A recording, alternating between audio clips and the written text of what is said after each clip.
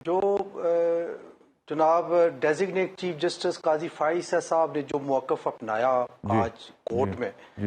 اس سے پہلے آپ دیکھیں تو تقریباً 2.5 مہینے سے وہ کسی بینچ کا حصہ نہیں رہے، اور اس سے بھی پہلے انہوں نے ایک جگہ پہ یہ کہا تھا کہ جو ایبسلیوٹ پاورز ہیں چیف جسٹس صاحب کے پاس بینچز کی تشکیل کی، وہ نہیں ہونی چاہیے، اور اسی لیے وہ جب یہ قانون بنا تو انہوں نے اس قانون کو درست مانتے ہوئے انہوں نے 2.5 مہینے سے کسی بینچ کا حصہ بننے سے انکار کر دیا، اور اس کی توضیح جو ہے وہ یہ پیش کی کہ چونکہ قانون بن چکا ہے اور وہ اس قانون کو تسلیم کرتے ہیں، اور اب چیف جسٹس صاحب جو بینچز تشکیل دیں گے وہ بینچ جو ہے وہ ان کے مطابق وہ غیر قانونی ہوگا۔ تو آپ کے خیال میں ان کی انٹرپریٹیشن درست ہے یا غلط ہے آپ کے خیال میں؟ جی میرا خیال ہے کہ ان کی انٹرپریٹیشن بالکل درست ہے، چونکہ پارلیمان نے 2 دفعہ اس قانون کو منظور کیا اور بھیجا صدر مملکت کو۔ پہلی دفعہ صدر مملکت نے واپس بھیج دیا، دوسری دفعہ ابھی اس مرحلے سے گزر ہی رہا تھا، یعنی فائنلائز نہیں ہوا تھا۔ 10 دن پورے ہونے کے بعد یا تو 10 دن سے پہلے صدر پاکستان نے اس پہ سگنیچرز کر دینے تھے، یا پھر 10 دن مکمل ہونے کے بعد آٹومیٹیکلی اس نے قانون کا درجہ حاصل کر لینا تھا، لیکن وہ اس کا انتظار کیے بغیر 8 رکنی بینچ نے نوٹس دیے بغیر اسٹیٹ کو اور فیڈرل گورنمنٹ کو انہوں نے جو ہے وہ یعنی کہ آپ یہ کہہ رہے ہیں کہ ابھی وہ قانون بنا ہی نہیں تھا، تو اگر وہ ابھی قانون بنا ہی نہیں تھا اور اس پہ سٹے بھی نہیں دیا جا سکتا تھا، اگر میں آپ کا یہ آرگومنٹ مثال کے طور پہ درست مان لوں کہ کیونکہ ابھی وہ قانون نہیں بنا تھا اور اس کو سٹے نہیں کیا جا سکتا تھا،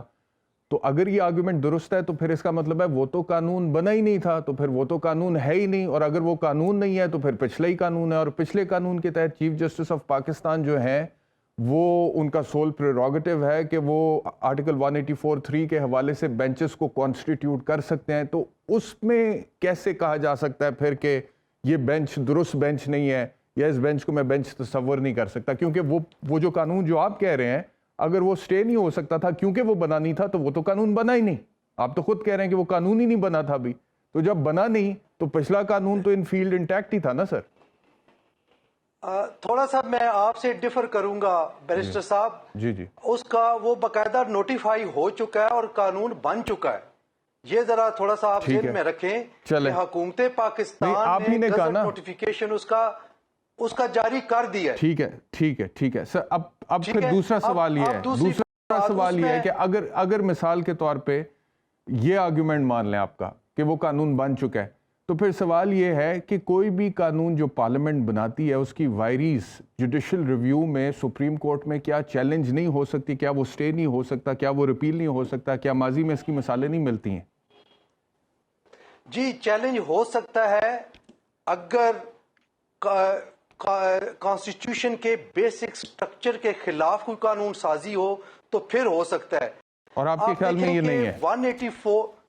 جی آپ کے خیال میں یہ کانسٹیٹیوشن کے بیسک سٹرکچر کے خلاف نہیں ہے کہ ایکٹ آف دا پارلیمنٹ کے ذریعے ایک کانسٹیٹیوشنل ریمیڈی پرووائڈ کی جائے؟ You think it is not in violation of the constitution? جی بالکل، کیونکہ اگر اس کو روکا جائے گا تو آرٹیکل 10A کے خلاف بات جائے گی، یہ ٹھیک ہو گیا کیونکہ 184(3) میں کوئی اپیل پرووائڈڈ نہیں تھی، اس میں اپیل کا حق دیا گیا،